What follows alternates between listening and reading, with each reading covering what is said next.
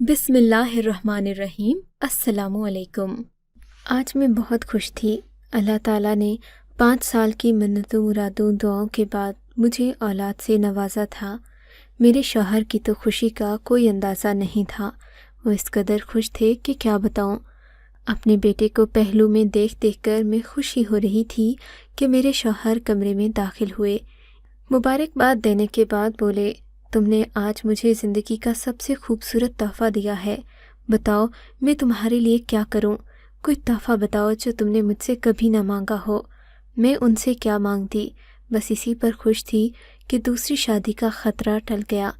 अदनान को घर जाने की जल्दी थी क्योंकि घर वाले हमारा इंतज़ार कर रहे थे, जबकि किसी को ये भी ना मालूम था कि मैं कौन से हॉस्पिटल में हूँ। इस मामले में मैं काफ़ी शक्की वाक़ई हुई थी। मुझे किसी की नज़र लगने का डर हमेशा लगा रहता। तभी मैंने सारे मामले से हर एक को बेखबर रखा। बस मेरी एक फूफीज़ाद बहन थी जिसको मेरे बच्चे के बारे में पता था। बच्चे की पैदाइश के वक्त भी मुबीना मेरे पास मौजूद थी। वो बहुत खुश थी कि मेरा घर आबाद हो गया। खैर शाम के 6 बजे थे। अदनान गाड़ी लेकर आ गए। मुबीना और अदनान मिलकर मुझे गाड़ी तक लाए। नौमौलूद बच्चा मेरी गोद में ही था। गाड़ी में बैठने के बाद मुझे अजीब सी घबराहट होने लगी। मैंने मुबीना से कहा तो बोली, आपको मैं फ़्रेश जूस लाकर देती हूँ, आपकी तबीयत संभल जाएगी। ये कहकर मुबीना गाड़ी से उतर गई, जबकि अदनान पहले से ही गाड़ी से बाहर थे। मुबीना ने अदनान से कहा कि चलकर जूस लाते हैं। ये दोनों गाड़ी से दूर चले गए। इतने में मेरी नज़र बाहर पड़ी। सड़क के किनारे एक औरत खड़ी थी। उसने काले रंग की चादर ओढ़ रखी थी। उसे देखते ही मुझे यूँ लगा जैसे मैं इसे पहले देख चुकी हूँ, मगर याद नहीं आ रहा था कि इस औरत को मैंने कहाँ देखा। उस वक्त मैं ड्राइवर के साथ अकेली टैक्सी में बैठी थी। 2 मिनट गुजर गए थे। मुबीना और अदनान अभी तक नहीं आए थे। मुझे अजीब सा डर लगने लगा। हालांकि ऐसी कोई बात नहीं थी। भरे बाजार में टैक्सी खड़ी थी, लेकिन शायद टैक्सी का ड्राइवर ऐसे हुलिये में था कि मुझे खामखा ही उससे डर लगने लगा। मैंने इशारा किया। वो औरत जो मुझे ही देख रही थी, देखते ही देखते मेरे पास आकर गाड़ी के साथ खड़ी हो गई। बोलो बेटा, क्या बात है? उसने शफकत से कहा। कुछ नहीं, मैं कह रही थी कि आप थोड़ी देर यूं ही मेरे पास रुक जाएं। मुझे घबराहट हो रही है। मेरी तबीयत वाकई ख़राब हो रही थी। तब उस औरत ने बेतकल्लुफ़ी का मुज़ाहिरा किया और गाड़ी का पिछला दरवाज़ा खोलकर मेरे साथ बैठ गई। उसके गाड़ी में बैठते ही मेरी तन्हाई का एहसास दूर हो गया। तब वो बातों बातों में मुझसे पूछने लगी। मैंने उसे बताया कि मेरा बेटा 5 साल के बाद पैदा हुआ है और हम घर वाले बहुत खुश हैं। अदनान और मुबीना को गए काफ़ी देर हो गई थी। मैं बार बार बाहर देखती और उन्हें आवाज़ देती, मगर वो कहीं नज़र नहीं आ रहे थे। मेरा गाड़ी से उठकर बाहर जाना सही नहीं था। मेरी परेशानी देखकर उस औरत ने वजह पूछी तो मैंने उसे साफ बता दिया कि मेरा शौहर और फूफीज़ाद बहन मेरे लिए जूस देने गए हैं। काफ़ी देर हो गई है, अभी तक नहीं आए। मेरी बात सुनकर वो मुझे तसल्लियाँ देने लगी। बोली, यहाँ आसपास की दुकानों पर ताज़ा जूस नहीं मिलता। लगता है कि वो तुम्हारे लिए जूस बनवाने उस पार गए हैं। औरत ने सड़क की दूसरी तरफ इशारा करते हुए कहा। वो काफ़ी दूर जगह थी। खैर अब मैं उस औरत से बातें करने लगी। बातों बातों में उसने मुझे काफ़ी डरा दिया। कहने लगी, बच्चे की पैदाइश के बाद औरत को घर के काम नहीं करने चाहिए। अगर ऐसा होगा तो उसकी सेहत पर बुरा असर पड़ेगा और भी कई किस्म की बीमारियों का ख़तरा होता है। मैं उसकी बातें सुनकर काफ़ी घबरा गई, क्योंकि वो काफ़ी तजर्बाकार मालूम होती थी। उसकी उम्र तकरीबन 50 साल के करीब होगी। बातों बातों में उसने मुझे बताया कि अगर मैं चाहूँ तो घर के पास से ही एक मुलाजिमा बुलवा सकती हूँ, जो न सिर्फ मेरे बच्चे की हिफाजत करेगी बल्कि मेरा भी ख्याल रखेगी। मैं उस औरत की शुक्रगुजार हो गई, क्योंकि मैं जानती थी कि इसने मुझे सही मशवरा दिया होगा। उसकी बातों से ममता भरी शफकत झलक रही थी। मैंने उसे अदनान और मुबीना के बारे में भी बताया। वो मुझसे घर का पता पूछने लगी। कहने लगी, मैं तुम्हारे घर के करीब ही दूसरी गली में रहती हूँ। मैं तुम्हें और तुम्हारे शौहर को जानती हूँ। तुम्हारे लिए मैं एक ख़ास काम वाली भिजवा दूँगी।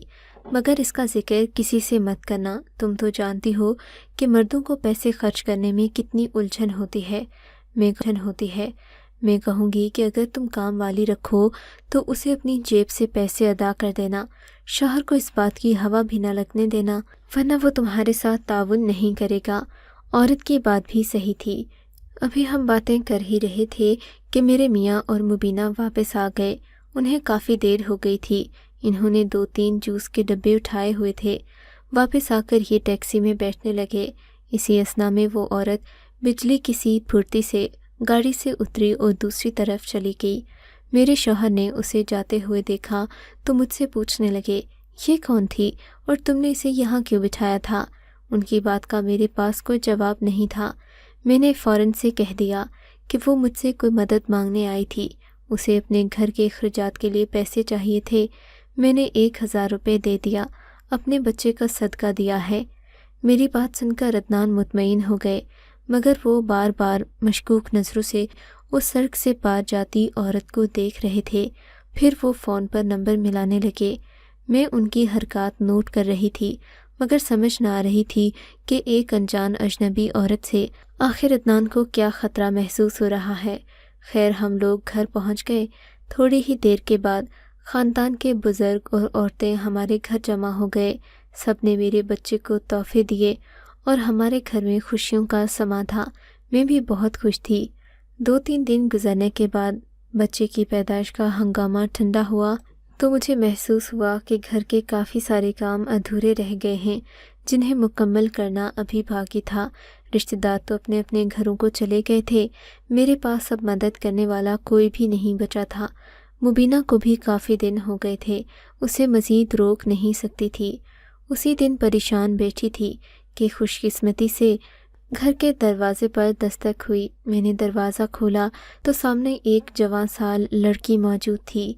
السلام علیکم۔ لڑکی نے ادب سے مجھے سلام کیا۔ جی آپ کون؟ میں نے اسے پہچاننے کی کوشش کی، اسے میں نے پہلی بار دیکھا تھا۔ آپ کا نام نگین ہے؟ لڑکی نے میرا نام لیا۔ جی میں ہی نگین ہوں، بولیے کیا بات ہے؟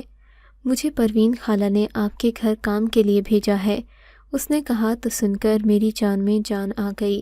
خدا تمہاری پروین خالہ کو اس کا اجر دے، میں نے خوش ہو کر کہا۔ آ جاؤ، گھر میں بہت کام پڑا ہے۔ میں نے اس لڑکی کو گھر کے کاموں کے بارے میں بتانا شروع کیا۔ میری جٹھانی کو بھی اس بات کی خبر تھی کہ میں نے کام کرنے کے لیے ایک عورت رکھی ہے۔ اس سے پہلے کہ وہ میرے شوہر کو بتاتی، میں نے بھی انہیں اپنے ساتھ اس مشن میں ملا لیا۔ وہ بھی خوش ہو گئیں۔ میں نے کام والی سے کہہ دیا کہ وہ زیادہ وقت نکال کر ہم دونوں کا کام کر دیا کرے۔ میری جٹھانی کے ہاں بھی 6 مہینے پہلے بچے کی پیدائش ہوئی تھی، وہ بھی زیادہ کام کاج نہیں کر سکتی تھیں، ان کا چھوٹا بیٹا انہیں بہت تنگ کرتا تھا۔ ہم عورتوں نے آپس میں پیسے بانٹ لیے اور اس لڑکی کو کام پر رکھ لیا۔ وہ صبح آتی، برتن دھو کر چلی جاتی، شام کے وقت بھی آتی اور سارا کام نپٹا کر گھر جاتی۔ ہماری زندگی کافی آسان ہو گئی تھی۔ پیسے بانٹنے کی وجہ سے ہماری پریشانی کم تھی، زیادہ بوجھ نہیں پڑتا تھا۔ میں اور میری جٹھانی سعدیہ پروین خالہ کو دعائیں دیتے جس نے ہمیں اس قدر اچھی ملازمہ دی تھی۔ مہینہ ہونے کو آیا تھا، ہمارے دن آرام سے گزر رہے تھے۔ گھر میں زیادہ کسی کو اس بات کا علم نہیں تھا کہ یہ عورت ہمارے گھر کیوں آتی ہے۔ چھٹی والے دن ہم سارے گھر کے کام خود ہی کر لیا کرتے، بچیاں بھی گھر پر ہوتیں، اس لیے کچن کے کاموں میں وہ بھی ہاتھ بٹا دیتیں۔ یوں گھر کے مردوں کو کانوں کان خبر نہیں ہوئی۔ لیکن ایک دن بھابھی نے مجھے بتایا کہ جلال بھائی کو اس کام والی کی خبر ہے، اس لیے وہ ناراض نہیں ہیں بلکہ خوش ہیں کہ ہم نے اپنے گھر کے کام خوش اسلوبی سے بانٹ لیے۔ اب میرا بھی دل ہلکا ہو گیا کہ اگر شوہر کو معلوم بھی ہوا تو میں کہہ دوں گی کہ گھر کے کام زیادہ تھے، اس لیے ہم نے اپنے خرچے پر ایک کام والی کا انتظام کیا تھا۔ دراصل عدنان پولیس میں تھے، ایک تو وہ لوگوں پر یقین کم کرتے تھے اور دوسرا ان کا یہ ماننا تھا کہ گھر کے کام عورتوں کو خود کرنے چاہیے۔ نوکروں کے ہاتھ اگر گھر کی ذمہ داری دے دی جائے تو گھر کا نظام بگڑ جاتا ہے۔ ایک دن میری جٹھانی کے ہاں کسی کی شادی تھی، انہیں اپنے میکے جانا تھا، گھر کے سارے کام میرے ذمہ تھے، جبکہ آج کام والی بھی نہیں آئی تھی۔ میں اپنے گھر کے کاموں میں خود ہی الجھی ہوئی تھی۔ کبھی بیٹے کو اٹھا کر گود میں سہلاتی تو کبھی برتن دھوتی، دو کام ایک ہی وقت میں کر رہی تھی۔ اسی الجھن میں نے بچے کو ڈبے والے دودھ کی بجائے کھلا دودھ دے دیا۔ میرے بیٹے کو کھلا دودھ ہضم نہیں ہوا اور تھوڑی ہی دیر میں اسے الٹیاں لگنے لگیں۔ میرے تو ہاتھ پاؤں پھول گئے، سمجھ میں نہیں آتا تھا کہ کیا کروں۔ میں اسی فکر میں تھی کہ اچانک ماسی آ گئی۔ مجھے بہت خوشی ہوئی۔ میں نے اسے کہا بھی کہ آج تم صحیح وقت پر آئی ہو، مجھے تمہاری بہت ضرورت تھی۔ اس نے مجھے فوراً کہا کہ تمہیں بچے کو ہسپتال لے کر جانا چاہیے۔ اگر بچوں کو الٹی پیچس زیادہ ہو جائے تو ان کو لمبے عرصے کے لیے بخار ہو جاتا ہے۔ خیر سعدیہ جلدی سے ایک گاڑی والے کو بلا کر لے آئی۔ میں بھی جلدی سے باہر آ گئی۔ ہم دونوں گاڑی میں بیٹھے، تھوڑی ہی دیر میں ہم ہسپتال کے باہر پہنچ گئے۔ گاڑی باہر رکی تو سعدیہ نے مجھ سے کہا، باجی بہتر ہوگا کہ میں پہلے جا کر پرچی لے آؤں، ایسے ہمیں انتظار نہیں کرنا پڑے گا۔ ویسے بھی ابھی تمہارا بچہ سو رہا ہے، جب تک یہ جاگتا تب تک ہماری باری آ جائے گی۔ سعدیہ کی بات میں 2 گھنٹے ڈاکٹر کا انتظار کرتی۔ میں نے سعدیہ سے کہا کہ تم یہیں پر میرا انتظار کرو، میں جا کر صورتحال پتہ کرتی ہوں۔ اگر تو جلدی باری مل جائے گی تو بچے کو اسی وقت چیک کروا لوں گی، اگر ایسا نہیں ہے دیر لگے گی تو پھر دوسرے ہسپتال چلتے ہیں۔ سعدیہ نے میری بات سے اتفاق کیا۔ وہ میرے بچے کو لیے گاڑی میں بیٹھی تھی۔ میں جلدی سے اتر کر پرچی والے کاؤنٹر پر گئی۔ پتہ چلا کہ ابھی پورا 1 گھنٹہ رہتا ہے۔ میرا نمبر 33 تھا، جبکہ ابھی 15 نمبر چل رہا تھا۔ میں جانتی تھی کہ یہاں دیر لگے گی۔ واپس گاڑی کے لیے پارکنگ میں آئی تو یہ دیکھ کر میرے ہاتھ پاؤں پھول گئے کہ وہ گاڑی کہیں نظر نہیں آ رہی تھی۔ یا خدایا، یہ سعدیہ کہاں چلی گئی؟ میں نے ادھر ادھر اس گاڑی والے کو بہت ڈھونڈا مگر سعدیہ کہیں پر بھی نظر نہیں آئی۔ اب تو پریشانی کے مارے میرے ہاتھ پاؤں پھولنے لگے۔ میں نے گھوم پھر کر ہر جگہ دیکھ لیا، گارڈ سے بھی پوچھا کہ فلاں گاڑی یہاں سے کس وقت نکلی، مگر ان کے پاس کوئی جواب نہیں تھا، بلکہ وہ تو یہ کہہ رہے تھے کہ ہزاروں گاڑیاں آتی ہیں اور جاتی ہیں، ہم ہر گاڑی کے بارے میں یاد نہیں رکھ سکتے۔ ان کی بات بھی صحیح تھی۔ جب مجھے مکمل یقین ہو گیا کہ اب سعدیہ کہیں نہیں ملے گی تو میں نے اپنے شوہر کو فون کیا۔ عدنان ابھی تک تھانے میں تھے۔ میری بات سن کر وہ فوراً ہاسپٹل آئے۔ آتے ہی مجھ پر برس پڑے۔ میں نے ڈرتے ڈرتے بتایا کہ 3 مہینے پہلے ایک کام والی رکھی تھی جسے آپ نے بھی 1-2 بار دیکھا ہوگا۔ آج میں اس کے ساتھ بچے کو لے کر ہسپتال آئی تو وہ میرا بچہ لے کر نہ جانے کہاں چلی گئی۔ رو رو کر میرا برا حال تھا۔ عدنان کو میرے رونے پر اور غصہ آ رہا تھا۔ ہم دونوں کی حالت ایسی تھی کہ کاٹو تو بدن میں لہو نہیں۔ اس قدر مضبوط اعصاب کے مالک ہونے کے باوجود بھی عدنان کی پریشانی کا اندازہ میں بخوبی لگا سکتی تھی، مگر اب کیا ہو سکتا تھا؟ میں نے اپنے بچے کو اپنی لاپرواہی کے باعث کھو دیا تھا۔ عدنان نے مجھے گاڑی میں بٹھایا اور مجھے گھر چھوڑ کر خود باہر نکل گئے۔ جلال بھائی بھی ان دنوں پولیس میں ہی کام کرتے تھے۔ جب ان کو اطلاع ملی تو وہ بھی اپنا سر پکڑ کر رہ گئے۔ بھابھی بھی گھر آ چکی تھیں۔ میں نے انہیں سارا معجزہ سنایا تو کانوں کو ہاتھ لگانے لگیں۔ بولیں، خدا جانے آج کل کیسے کیسے دھوکے باز لوگ آ گئے ہیں۔ لوگوں کو خدا کا خوف ذرا نہیں۔ ہمیں تو پروین اور اس کی دی ہوئی لڑکی پر ذرا بھی شک نہیں تھا کہ وہ اس قسم کی نکلے گی۔ کس قدر معصوم لگتی تھی۔ پروین کا نام سن کر جلال بھائی چونک گئے۔ کیا کہا؟ یہ پروین نامی عورت کو تم لوگ جانتے ہو؟ جلال بھائی نے حیرانگی سے پوچھا۔ جی جلال بھائی، پروین ہی نے تو سعدیہ کو ہمارے گھر کام کرنے کے لیے بھیجا تھا، میں نے روتے ہوئے بتایا۔ وہ تمہیں کہاں ملی تھی؟ جلال بھائی کے سوال کے جواب میں نے انہیں ساری رودات سنا دی کہ کیسے مجھے پروین ہسپتال کے باہر ملی اور پھر میں اسے گھر تک لے آئی۔ میری بات سن کر جلال بھائی نے سر پیٹ لیا۔ خدا کی بندی، تمہیں کس نے کہا تھا کہ ایک انجان عورت کو گھر میں کام کاج کے لیے رکھ لو؟ تمہارا شوہر اور تمہارا جیٹھ پولیس میں ہیں، مگر تمہیں ابھی تک اس بات کی سمجھ نہیں آئی کہ لوگوں کے کیا کیا رنگ ہوتے ہیں۔ اور تم، انہوں نے بھابھی کی طرف دیکھتے ہوئے غصے سے کہا، کیا تم نے بھی اسے نہیں روکا؟ یہ پاگل ہے تو کیا تم نے بھی اسے نہیں روکا؟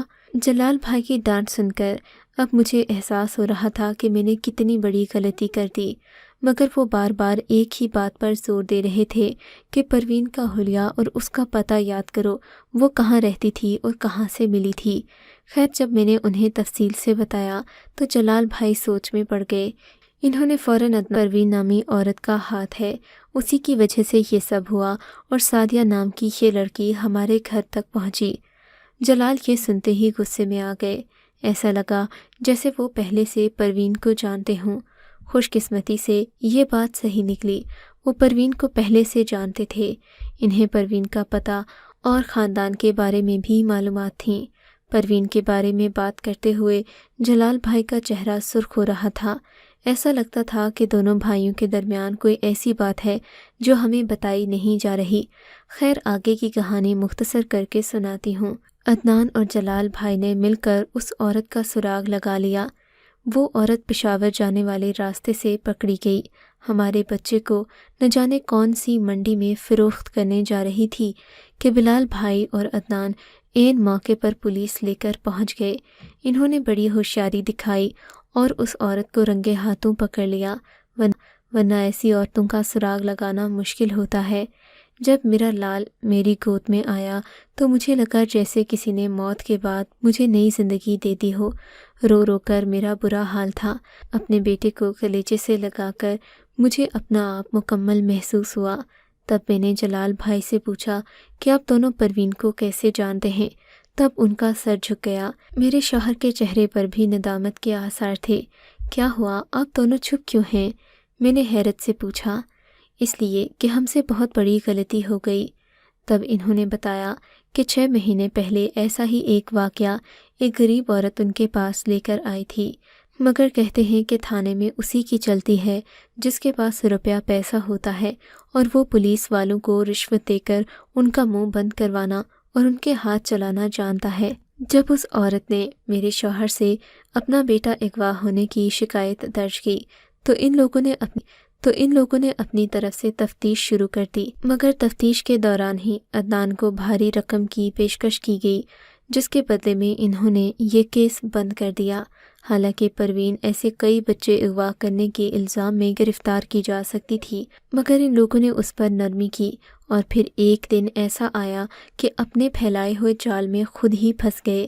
میرے شوہر اس واقعے سے بہت شرمندہ تھے، مگر ان کی شرمندگی سے اس عورت کا بیٹا واپس تو نہیں لایا جا سکتا جسے انہوں نے محض 50,000 روپے کی نظر کر دیا۔ آج بھی اگر ہمارا بیٹا ہم سے جدا نہ ہوتا تو میرے شوہر کو اس بات کا احساس کبھی نہ ہوتا۔ سچ ہے کہ اللہ تعالیٰ انسان کو سبق سکھانے کے لیے کبھی کبھی ایسے حادثات سے گزارتے ہیں جن میں انسان کی ہدایت چھپی ہوتی ہے۔ میرے شوہر اس واقعے کے بعد ایسا سدھرے کہ اپنی دیانتداری کی بنا پر انہوں نے اپنے محکمے کا نام۔ آپ کو اگر یہ کہانی اچھی لگی ہے تو اس ویڈیو کو لائک کیجیے، اور اس طرح کی مزید کہانیاں سننے کے لیے ہمارے چینل کو ضرور سبسکرائب کیجیے۔ کہانی سننے کا شکریہ۔ آپ سے ملاقات ہوگی اگلی ویڈیو میں، تب تک کے لیے اللہ حافظ۔